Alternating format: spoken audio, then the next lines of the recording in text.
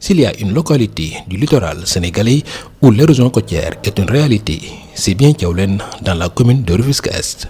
Au fil des ans, plusieurs concessions ont été emportées par la furie des vagues dans ce quartier lébou.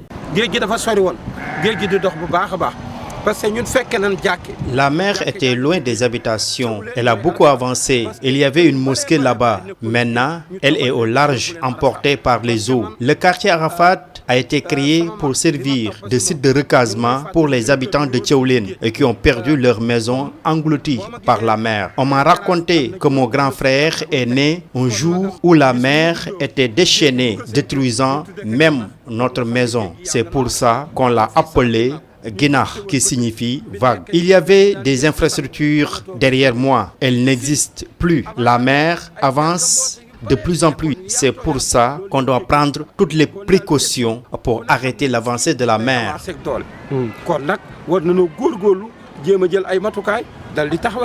Thiawlène n'est pas la seule victime de l'avancée de la mer. Les quartiers en amont, tels que Mérina, Kërikaw, Kër Suuf et Diokoul, subissent de plein fouet l'érosion côtière. C'est vrai, la morphologie de la façade maritime n'était pas dans ce cas. On a perdu des infrastructures que la mer en tout cas a anéanti et que l'avancée de la mer a été quand même désastreuse jusqu'à arriver à nous contraindre à construire des résiliences. Ça, c'est une réponse d'adaptation. Nous avons perdu des plages.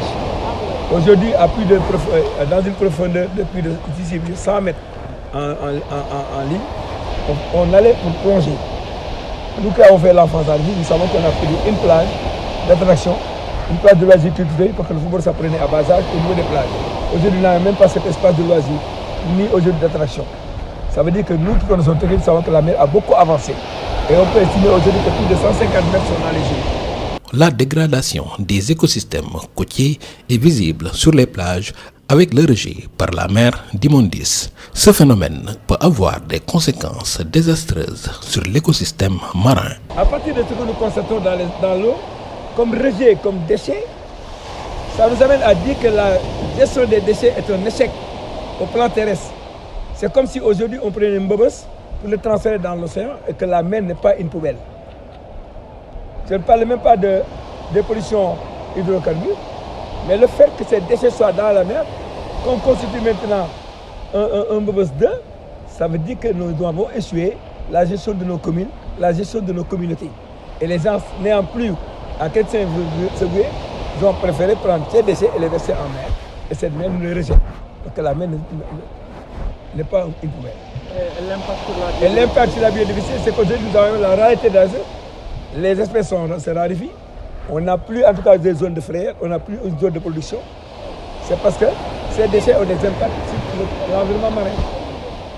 Donc à ce niveau, nous pouvons dire que tout est négatif et ces indicateurs doivent nous amener à réfléchir pour que les politiques soient effectives. Les communautés reconnaissent leurs responsabilités sur la pollution marine.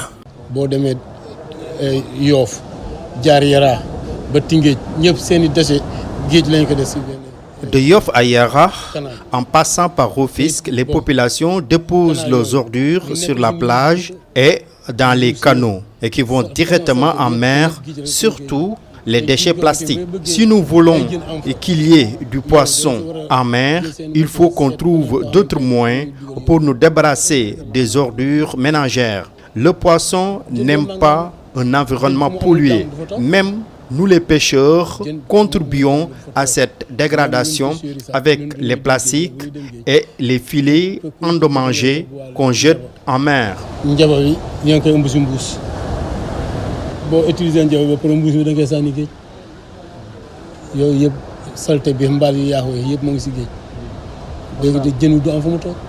La raréfaction des ressources halieutiques liées à la pollution marine a des conséquences désastreuses chez les acteurs de la pêche qui n'ont d'autre choix que de quitter le pays.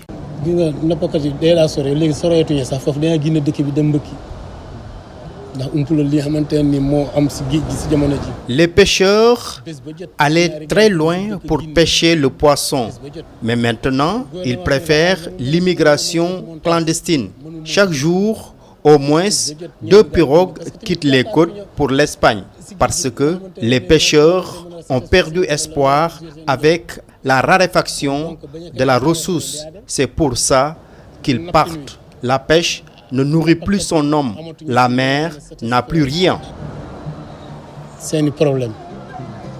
nit ki nag bu fekkente ne dafa yaakaar mbir si dëkk dem foofu fekk ko fa day dem si dëkk ba mu ko yaakaare. Chez les femmes transformatrices, les activités n'existent presque plus. day am njeexital moom ndax bu jën amulee doo liggéey te boo liggéeyul nag moom. Ça a des conséquences, car s'il n'y a pas de poissons, nous ne travaillons pas. Donc, ça nous prive de revenus. Nous sommes pratiquement au chômage. Beaucoup de personnes sont impactées. Ce ne sont pas seulement les femmes transformatrices, mais aussi les hommes qui travaillent avec nous, comme les charretiers, ainsi que ceux qui s'activent dans le petit commerce au niveau du site. Le secteur est très large. S'agissant du plastique, c'est pas une matière biodégradable. C'est pas du tout bon pour la mer. Il y a 2 ans, notre case était loin derrière. C'est à cause de l'avancée de la mer qu'on l'a déplacée. Certains disent que la mer avance d'1 mètre tous les 3 ans. Mais avec les changements climatiques, l'on constate que c'est plus rapide. La route nationale est devenue très proche. Quand la mer est agitée, tout le produit est sous les eaux.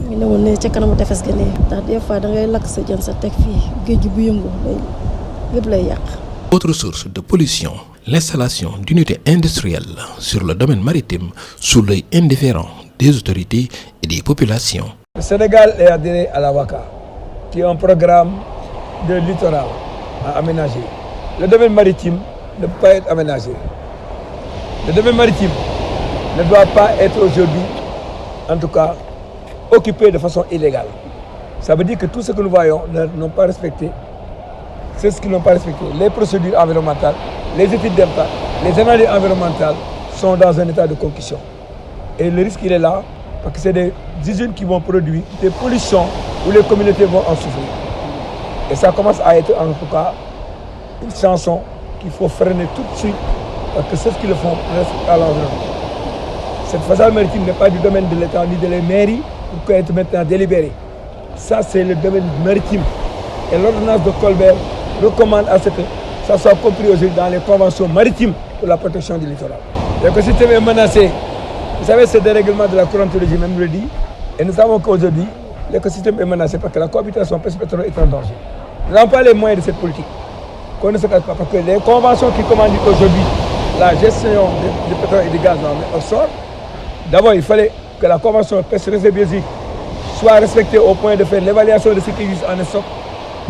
Il fallait aujourd'hui, dans l'étude de prévention, construire des unités d'intervention en cas de catastrophe et de risque. Rien n'en est. Ça veut dire qu'ils n'ont pas respecté ces critères qui nous donnent aujourd'hui raison, nous les populations menacées, et qui en seront victimes de. Mais aujourd'hui, la participation globale de la communauté littorale est laissée en rade. Et ce qui dit que les procédures ont été biaisées. Les communautés ne sont pas impliquées. Pour que les communautés souffrent aujourd'hui de cette exclusion.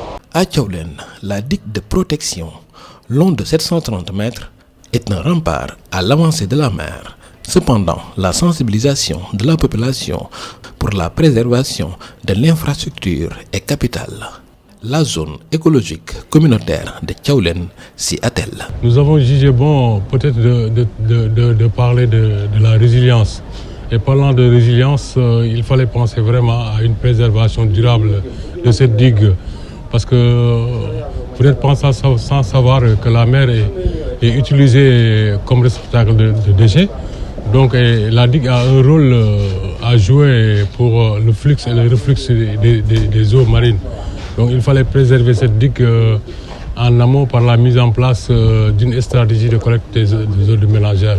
Parce que la digue était utilisée aussi comme réceptacle de déchets. Donc la zone écologique communautaire est mise en place pour jouer ce rôle de résilience et d'accompagnement des populations pour une gestion durable des déchets. Donc on a eu à former ces populations de Thiawlène, mais aussi les populations rufisquoises pour la compréhension de l'économie circulaire des déchets. Nous avons aussi à installer des poubelles sélectives dans ces concessions pour récupérer tout ce qui est déchets valorisables. Donc nous organisons une pré-collecte sélective toutes les semaines pour récupérer en amont ces déchets. Et ces déchets, une fois récupérés, et acheminés vers les usines de transformation pour une valorisation matière. Malgré les efforts des organisations qui travaillent pour la protection de l'environnement à l'échelle du département de Rufisque, les prévisions concernant le littoral sont pessimistes avec les unités industrielles polluantes à proximité et l'installation du port minéralier et vraquier de Sendou et le port multifonctionnel à cheval entre Ndayane et Yène.